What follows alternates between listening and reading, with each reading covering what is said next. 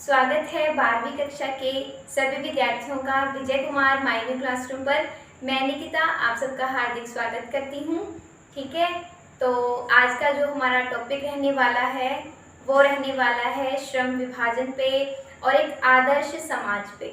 ठीक है, तो चलिए आरोह भाग 2 के पाठ संख्या है 8, श्रम विभाजन और जाति प्रथा, और उसका ही एक और पार्ट है मेरी कल्पना का आदर्श समाज। ठीक है, ये दोनों रचनाएं आप समझ गए होंगे किसकी है, भीमराव अंबेडकर की हैं। बाबा साहेब भीमराव अंबेडकर द्वारा लिखित ये दो रचनाएं हैं जिनको आज हम स्टडी करने वाले हैं। ठीक है, तो चलिए स्टार्ट कर लेते हैं। अगर इंसानों के अनुरूप अगर हम देखें, इंसानों के अनुरूप अगर थोड़े से लोगों को ही जीवन जीने का अधिकार है तो ये कोई स्वतंत्रता नहीं है। ठीक है, इसको हम जो है फ्रीडम नहीं कह सकते, इसको हम क्या कहेंगे, विशेषाधिकार। ठीक है, जो कि बिल्कुल ही रॉन्ग है। चैप्टर में बताया गया है कि भीमराव अंबेडकर जी, जिनको आप जानते ही हैं, उनको संविधान निर्माता भी कहा जाता है क्योंकि संविधान निर्माण में उनकी बहुत ही महत्वपूर्ण भूमिका है। बहुत सारी डिग्री उन्होंने हासिल की थी, बहुत सारे बुक्स भी उन्होंने लिखी थी, जैसे कि अब मैं एक दो के आपको नाम बता देती हूँ, जैसे the untouchables, who are they, who are Shudras, Buddha and his Dhamma. ठीक है, तो इस टाइप्स की जो हैं उनकी काफ़ी सारी रचनाएं हैं। 21 जो हैं उनके खंड प्रकाशित हो चुके हैं रचनाओं के। ठीक है, तो अब तो हमारे बीच नहीं है। ठीक है, उनका जन्म जो है वो 14 अप्रैल को हुआ था। तो ये मैं आपको बीच में क्वेश्चन भी पूछूंगी, तो इसलिए अभी ध्यान से ही सुन लो। ठीक है, तो चलिए स्टार्ट कर लेते हैं चैप्टर की एमसीक्यू। और स्टार्ट करने से पहले मैं आपको कहना चाहूँगी कि इससे पहले हम आरोह भाग के भक्तिन, बाजार दर्शन, काले मेघा पानी दे, पहलवान की ढोलक और नमक, हम ये 5 पार्ट जो है करवा चुके हैं Vijay Kumar my new classroom पर। ये 5 पार्ट जो है कवर हो चुके हैं, आप डिस्क्रिप्शन में जाकर विजिट कर सकते हैं। चलिए पहला क्वेश्चन देख लेते हैं। 2 पार्ट मैंने आपको बताए हैं, तो 2 कैसे हैं। पहला जो है उस पर आधारित 10 प्रश्न होंगे। ठीक है, जिनके उत्तर कुछ मैं दूंगी, कुछ आपने देने हैं। पहला प्रश्न क्या है, श्रम विभाजन और जाति प्रथा किसकी रचना है।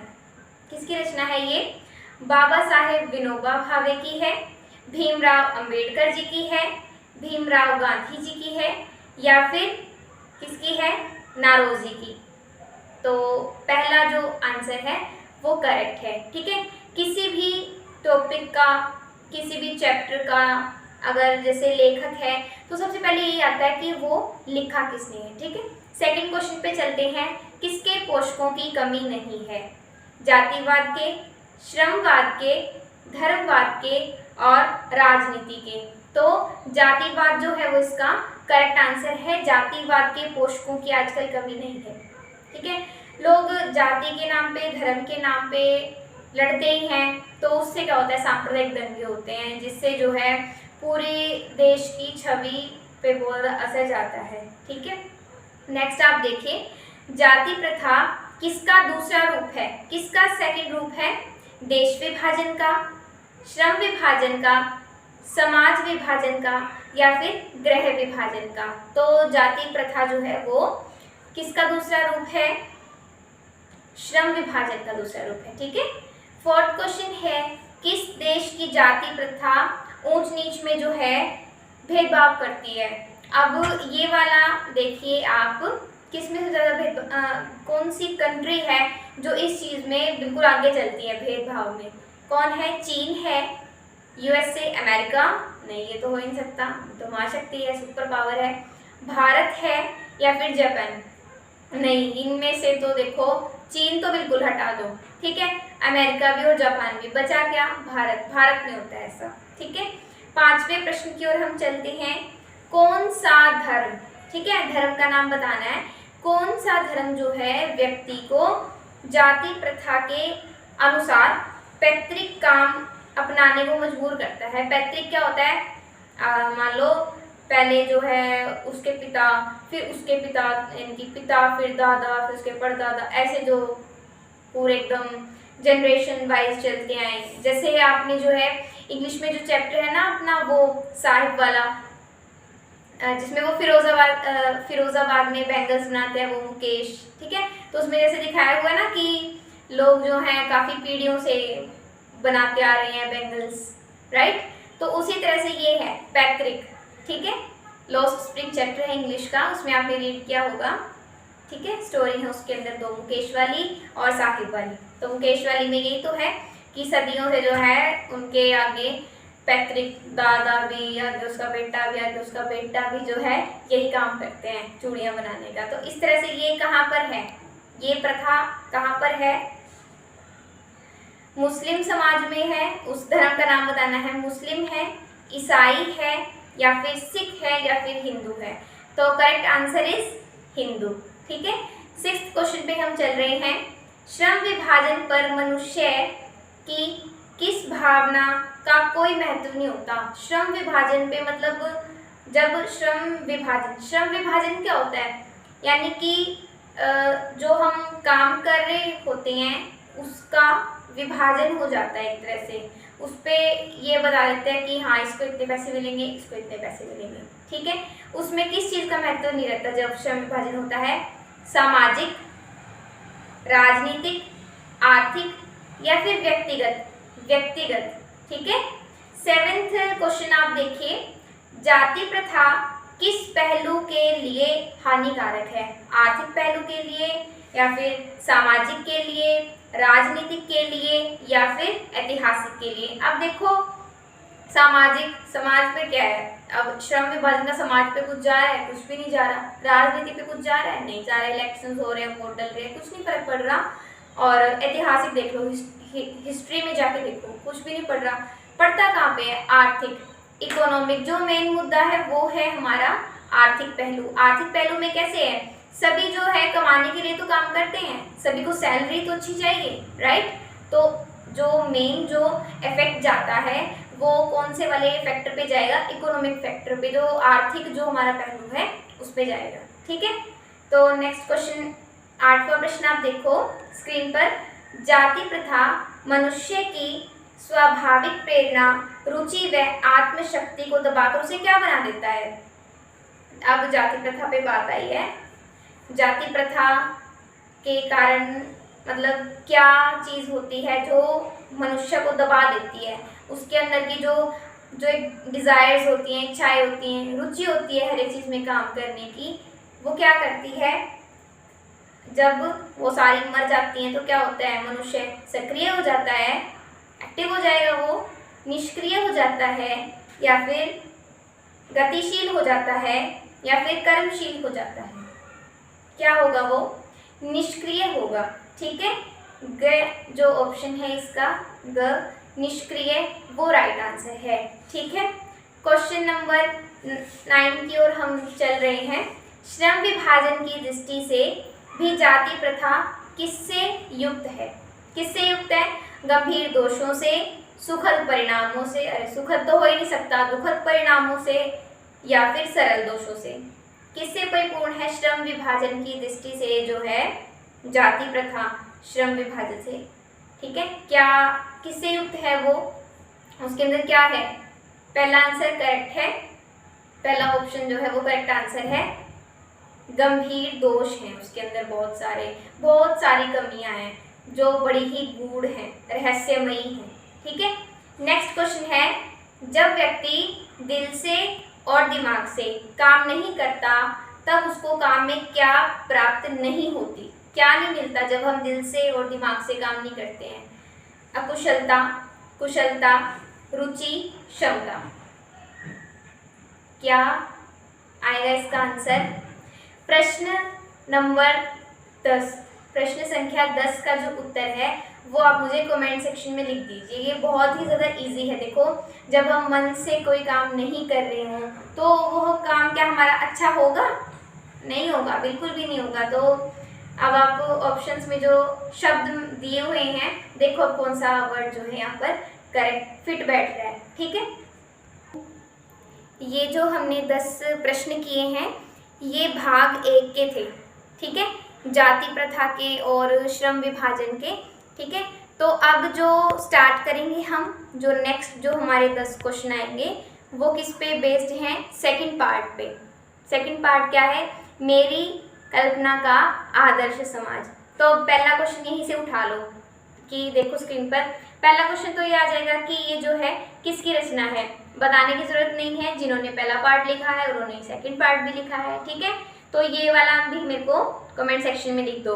क्वेश्चन नंबर 10 और सेकंड पार्ट का फर्स्ट मीन्स 11 जो 2 क्वेश्चन हैं ये मुझे कमेंट सेक्शन में आपने लिख के बताने हैं। ठीक है, तो 12वां प्रश्न आप देखो, आदर्श समाज में क्या होना चाहिए, कैसा होना चाहिए एक आदर्श अच्छा समाज। देखो, सहनशीलता होनी चाहिए उसके अंदर, गतिशीलता होनी चाहिए, स्थिरता होनी चाहिए, गतिहीनता होनी चाहिए। गतिहीन होगा तो आदर्श कैसे होगा। ठीक है, और अगर असहनशीलता होगी तो भी कैसे वो आदर्श समाज होगा, स्थिरता होगी तो भी कैसे होगा। तो करेक्ट आंसर इज गतिशीलता। ठीक है, नेक्स्ट है, अंबेडकर ने भाईचारे का वास्तविक रूप जो है वो किस मिश्रण की तरह बताया है। किन 2 चीज़ों का मिश्रण है भाईचारे का प्रतीक। ठीक है, तो दूध घी, दूध पानी, आटा नमक, घी शक्कर। दूध और पानी को बताया है भाईचारे का मिश्रण कैसे। दूध पानी, देखो दूध के अंदर अगर हम पानी को मिक्स कर दें, ठीक है, दूध के अंदर हमने पानी को मिक्स कर दिया तो क्या पानी को आप अलग कर सकते हो उसके बाद, कर ही नहीं पाओगे। इतना वो मिक्स हो जाता है कि हम फाइंड कर ही नहीं पाएंगे पानी को उसके अंदर, राइट।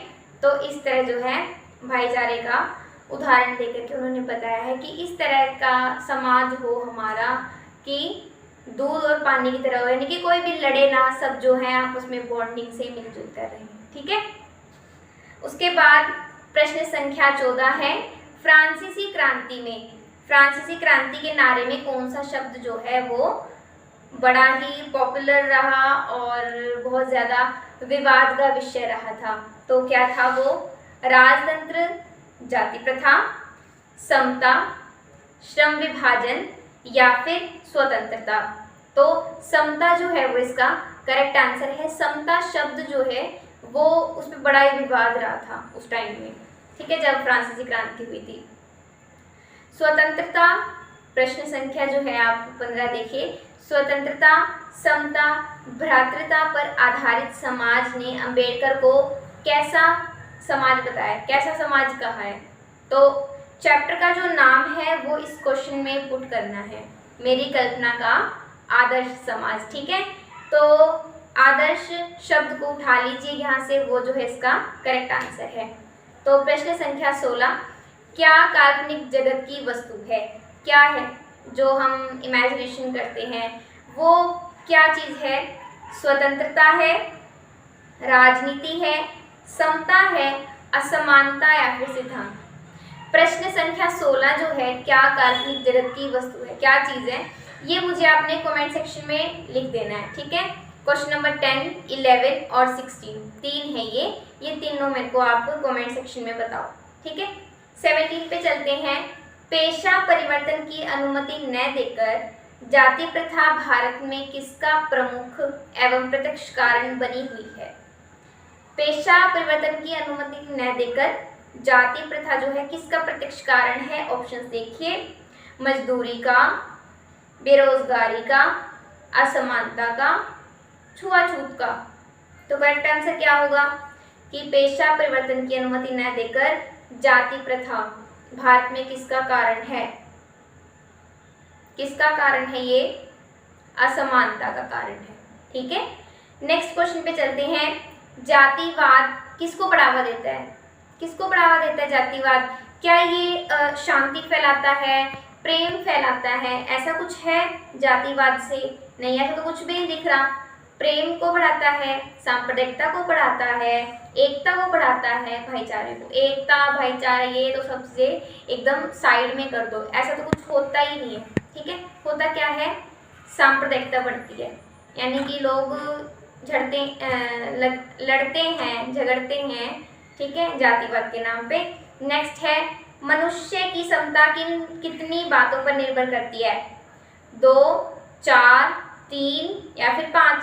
3 बातों पर या फिर 5 बातों पर, 2 बातों पर या फिर 4 बातों पर? कितनी पे निर्भर करती है? ये तो बहुत ईजी है, ठीक है। ये वाला भी मुझे कमेंट सेक्शन में लिख डालो, ठीक है। क्वेश्चन नंबर 10, 11, 16 और 19, 4 क्वेश्चन जो हैं वो मुझे आप कमेंट सेक्शन में लिख देना। और लास्ट का प्रश्न देखिए आप, क्या है? सबसे मेन है ये कि भीमराव अंबेडकर का जन्म कब हुआ था? कब हुआ था? चैप्टर के स्टार्टिंग में मैंने बताया था, लेकिन मैंने आपको सन नहीं बताया, ठीक है। तो इसका जो है आंसर मैं ही बता देती हूँ, 14 अप्रैल को 1891 को, ठीक है। मेरे को बताना मेरा आंसर, ठीक है। तो आई होप कि आपको ये वीडियो बहुत पसंद आई होगी। तो आपको अब क्या करना है? वीडियो को लाइक करना है, शेयर करना है, चैनल को सब्सक्राइब कर देना है, ताकि भविष्य में आने वाले वीडियोस के नोटिफिकेशन आपको मिलते रहें। और हमारे व्हाट्सएप ग्रुप के लिंक्स जो हैं वो भी डिस्क्रिप्शन में दिए हुए हैं। हमें व्हाट्सएप पे भी आप ज्वाइन कर लीजिए, ताकि डेली बेस पर लेक्चर्स आपको मिलते रहें, ठीक है। तब तक के लिए नमस्कार।